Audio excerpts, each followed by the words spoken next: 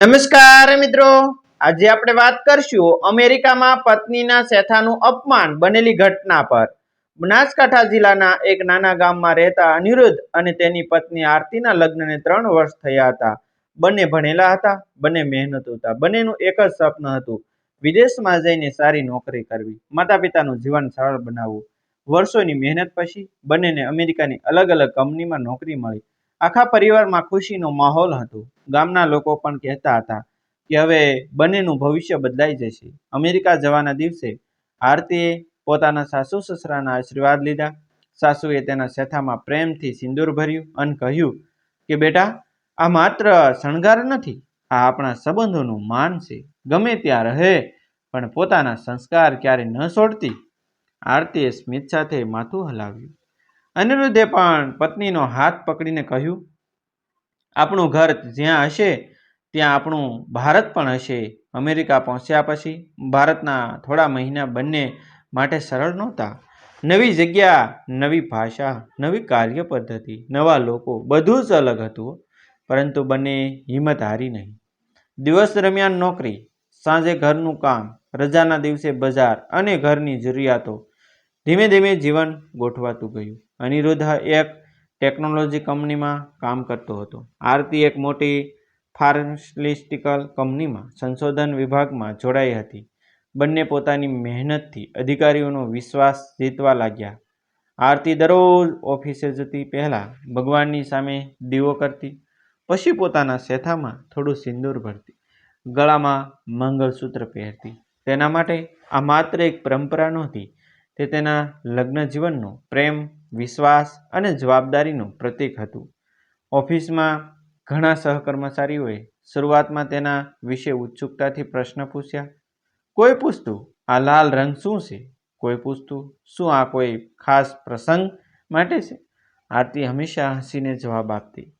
તે સમજાવતી કે ભારતમાં ઘણી પરિણીત મહિલાઓ પોતાની પરંપરા પ્રમાણે સિંદૂર પહેરે છે અને તે કોઈને ફરજિયાત નથી, તે વ્યક્તિગત અને સાંસ્કૃતિક પસંદગી છે। તેના જવાબ સાંભળીને મોટાભાગના લોકો ખુશ થતા, ઘણા તો ભારતની સંસ્કૃતિ વિશે વધુ જાણવા માંગતા। મહિના પસાર થતા ગયા। ઓફિસમાં આરતીનું કામ ખૂબ સરાહનીય બન્યું। તે સમયસર દરેક પ્રોજેક્ટ પૂર્ણ કરતી, ટીમમાં સૌ સાથે મળીને કામ કરતી। તેના અધિકારીઓ પણ તેની પ્રશંસા કરતા। અનિરુદ્ધ ઘણીવાર કહેતો, મને તારા પર ગર્વ છે। બંનેનું જીવન શાંતિથી આગળ વધી રહ્યું હતું। એક દિવસ કંપનીમાં નવા વિભાગીય મેનેજરની નિમણૂક થઈ। તેનું નામ એમા હતું। શરૂઆતમાં તેણે દરેક કર્મચારી સાથે અલગ અલગ બેઠક કરી। તે ઓફિસમાં એક સરખો વ્યવહાર અને વ્યવસાયિક વાતાવરણ પર ઘણો ભાર આપતી હતી। થોડા દિવસ પછી તેણે આરતી સાથે પણ મુલાકાત રાખી। શરૂઆતમાં કામની વાત થઈ, પછી તેની નજર આરતીના શેઠાના સિંદૂર પર પડી। એમાએ હળવા અવાજમાં પૂછ્યું, શું તમે દરરોજ આ લગાવો છો?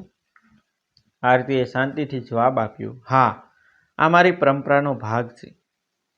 એમાએ કહ્યું, હું સમજુ છું, પરંતુ કેટલીક વાર ઓફિસમાં ખૂબ વ્યક્તિગત અથવા સાંસ્કૃતિક પ્રતીકો ઓછા રાખવામાં આવે તો બધાને એક સરખું વાતાવરણ મળે।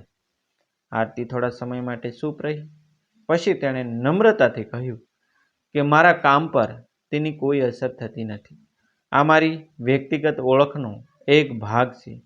એમાએ વધુ કંઈ કહ્યું નહીં, તેણે માત્ર એટલું જ કહ્યું કે વિચાર કરી જો। આ મુલાકાત પછી આરતી આખો દિવસ વિચારમાં રહી। ઘરે આવી ત્યારે અનિરુદ્ધે પૂછ્યું, આજે તું શાંત કેમ છે? આરતીએ આખી વાત કહી। અનિરુદ્ધ થોડો સમય વિચાર્યો, પછી બોલ્યો, જો માત્ર થોડા દિવસ સિંદૂર ન લગાવવાથી કોઈ મુશ્કેલી ટળી જાય તો તેમાં શું ખોટું છે? આખરે નોકરી પણ મહત્વની છે ને? આરતીને આ જવાબની અપેક્ષા નહોતી।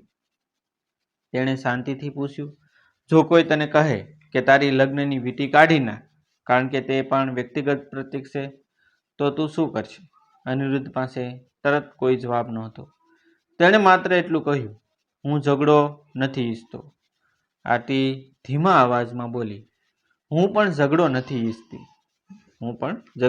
ઈચ્છતી, પરંતુ પોતાની ઓળખ છુપાવવી પણ નથી ઈચ્છતી। મેં ક્યારેય કોઈ પર મારી પરંપરા લાદી નથી.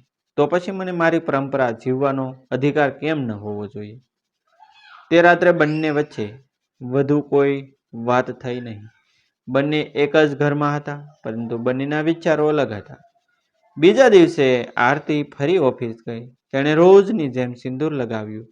આખો દિવસ સામાન્ય રીતે પસાર થયો. બપોરે ટીમ મીટિંગ હતી. મીટિંગ પૂરી થયા પછી એમાએ આરતીને રોકી. તેણે કહ્યું કે મેં ગઈકાલે જે વાત કરી હતી ને તેના વિશે વિચાર્યું. આરતીએ શાંતિથી જવાબ આપ્યો કે હા, મેં ઘણો વિચાર કર્યો, પરંતુ આ મારી વ્યક્તિગત અને સાંસ્કૃતિક ઓળખ છે. એમાએ ગંભીર અવાજમાં કહ્યું, હું ઈચ્છું છું કે મારી ટીમમાં દરેક વ્યક્તિ એક સરખી વ્યવસાયિક છાપ આપે. આરતીએ ખૂબ નમ્રતા સાથે પૂછ્યું, શું કંપનીના નિયમોમાં સિંદૂર પહેરવા કરતા પર કોઈ પ્રતિબંધ છે? આ પ્રશ્ન સાંભળીને એમાં થોડા ક્ષણ માટે ચૂપ રહી ગઈ. પછી બોલી, મારી સલાહ છે કે તમે આ બાબત પર ફરી વિચાર કરો. આ વાતચીત પછી આરતી પોતાના ડેસ્ક પર આવી. તેનું મન કામમાં લાગતું નહોતું. આખો દિવસ તે એક જ પ્રશ્ન વિચારતી રહી, જો આજે સિંદૂર છોડું તો કાલે કદાચ મંગળસૂત્ર વિશે કહેવામાં આવશે, પછી કદાચ બીજી કોઈ પરંપરા વિશે. સમાધાનની શરૂઆત ક્યાં અટકશે? સાંજે ઘરે પહોંચ્યા પછી અનિરુદ્ધે ફરી પૂછ્યું, આજે શું થયું? આરતીએ બધું કહ્યું. અનિરુદ્ધે ઊંડો શ્વાસ લીધો અને કહ્યું, મને ડર છે કે આ વાતથી તારી નોકરી પર અસર ન થાય. આરતી શાંતિથી બોલી, મને પણ મારી નોકરી ખૂબ પ્રિય છે. હું મારી ફરજ ઈમાનદારીથી નિભાવું છું, પરંતુ હું માત્ર એટલું જ ઈચ્છું છું કે મારી સાથે સમાન સન્માનનો વ્યવહાર થાય. હું કોઈ વિશેષ અધિકાર નથી માંગતી. તે રાત્રે બંને લાંબા સમય સુધી જાગતા રહ્યા. બહાર બરફ પડી રહ્યો હતો. ઘરની અંદર શાંતિ હતી, પરંતુ બંનેના મનમાં અનેક વિચારો ચાલી રહ્યા હતા. ત્રીજા દિવસે સવારે આરતીએ ફરી ભગવાનની સામે દીવો કર્યો. તેણે અરીસામાં પોતાની જાતને જોઈ. પછી ધીમેથી પોતાના શેથેમાં સિંદૂર ભર્યું. તેના ચહેરા પર ભય નહોતો, ગુસ્સો પણ નહોતો, માત્ર ને માત્ર આત્મવિશ્વાસ હતો. ઓફિસમાં પહોંચતા જ તેને એચઆર વિભાગ તરફથી એક ઈમેલ મળ્યો. તેમાં લખેલું હતું કે બપોરે તેની અને મેનેજરની બેઠક રાખવામાં આવી છે. આરતીએ મેલ ફરી વાંચ્યો. તેણે આંખો બંધ કરીને ઊંડો શ્વાસ લીધો. પછી મનમાં નક્કી કર્યું કે આજે તે કોઈ વિવાદ નહીં કરે, કોઈ સાથે ઉગ્ર ભાષામાં વાત નહીં કરે, પરંતુ પોતાની ઓળખ, પોતાના સંસ્કાર અને પોતાના સ્વાભિમાન વિશે શાંતિથી અને સ્પષ્ટ રીતે પોતાની વાત જરૂર રજૂ કરશે. નક્કી કરેલા સમયે આરતી એચઆર વિભાગમાં પહોંચી. ત્યાં મેનેજર એમાં, એચઆર અધિકારી ડેવિડ અને બીજા 2 અધિકારીઓ હાજર હતા. વાતચીત ખૂબ શાંતિથી શરૂ થઈ. ડેવિડે સૌપ્રથમ આરતીને પોતાની વાત કહેવા કહ્યું. આરતીએ કોઈ ગુસ્સો કર્યો નહીં, કોઈ પર આરોપ પણ મૂક્યો નહીં. તેણે માત્ર એટલું જ કહ્યું કે હું અહીં મારી નોકરી ઈમાનદારીથી કરું છું. મારી કામગીરીના આધારે જ મને ઓળખવામાં આવવું જોઈએ. મારા શેથાનું સિંદૂર કોઈને નુકસાન પહોંચાડતું નથી. તે મારી વ્યક્તિગત અને સાંસ્કૃતિક ઓળખનો ભાગ છે.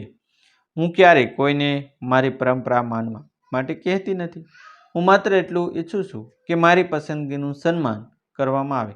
પછી ડેવિડે એમાને પોતાની વાત કહેવા કહ્યું.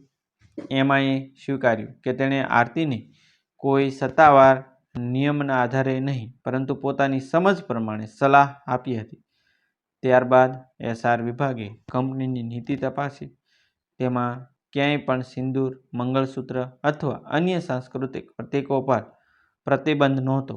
માત્ર એટલી જ શરત હતી કે કોઈ પણ વસ્તુ કામની સુરક્ષા અથવા ફરજમાં અડચણ ન બનવી જોઈએ. આરતીના કિસ્સામાં એવી કોઈ સમસ્યા નહોતી. ડેવિડે શાંતિથી કહ્યું, અમારી કંપની વિવિધ દેશોના કર્મચારીઓ સાથે કામ કરે છે. દરેકની સંસ્કૃતિ અને વ્યક્તિગત ઓળખનો આદર કરવો અમારી જવાબદારી છે. જો કોઈ કર્મચારી કંપનીના નિયમોનું પાલન કરે છે અને તેનું કામ અસરગ્રસ્ત થતું નથી, તો તેને પોતાની સાંસ્કૃતિક ઓળખ જાળવવાનો સંપૂર્ણ અધિકાર છે. આ નિર્ણય પછી એમાએ આરતી તરફ જોયું. તેના ચહેરા પર પસ્તાવો દેખાતો હતો. તેણે કહ્યું, મને સમજાયું છે કે મેં મારી પૂરતી માહિતી વિના સલાહ આપી હતી. જો મારી વાતથી તમને દુઃખ થયું હોય તો હું દિલથી માફી માંગુ છું. આરતીએ હળવું સ્મિત કરીને જવાબ આપ્યો, મને તમારી સામે કોઈ ગુસ્સો નથી. ઘણી વખત અજાણતા પણ ગેરસમજ ઊભી થાય છે. મહત્વની વાત એ છે કે આપણે એકબીજાને સમજવાનો પ્રયત્ન કરીએ. થોડા દિવસ પછી કંપનીએ તમામ કર્મચારીઓ માટે એક વિશેષ બેઠક યોજી. તેમાં વિવિધ દેશોના કર્મચારીઓને પોતાની સંસ્કૃતિ વિશે થોડું કહેવા આમંત્રણ આપવામાં આવ્યું. આરતીએ ભારતીય પરંપરા વિશે સરળ શબ્દોમાં વાત કરી. તેણે સમજાવ્યું કે સિંદૂર દરેક પરિણીત મહિલા માટે ફરજિયાત નથી. તે વ્યક્તિગત પસંદગી અને પરંપરાનો ભાગ હોઈ શકે છે. તેની વાત સૌએ ધ્યાનથી સાંભળી. બીજા દેશોના કર્મચારીઓએ પણ પોતાની પરંપરા અને માન્યતાઓ વિશે જણાવ્યું. બેઠકના અંતે સૌને સમજાયું કે ભિન્નતા કોઈ સમસ્યા નથી, તે એક શક્તિ છે. સાંજે અનિરુદ્ધ ઘરે આવ્યો ત્યારે આરતીના ચહેરા પર લાંબા સમય પછી સંતોષ દેખાતો હતો. તેણે આખી ઘટના કહી. અનિરુદ્ધ થોડા સમય ચૂપ રહ્યો. પછી તેણે કહ્યું, આરતી, મેં તને સમાધાન કરવાની સલાહ આપી હતી. આજે સમજાયું કે તું ઝઘડો કરવા નહીં પરંતુ સન્માન જાળવવા ઊભી રહી હતી. મને મારી ભૂલનો અહેસાસ થયો છે. મને માફ કરી દે.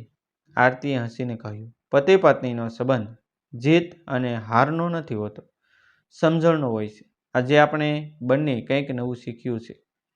અનિરુદ્ધે પ્રેમથી તેનો હાથ પકડી લીધો.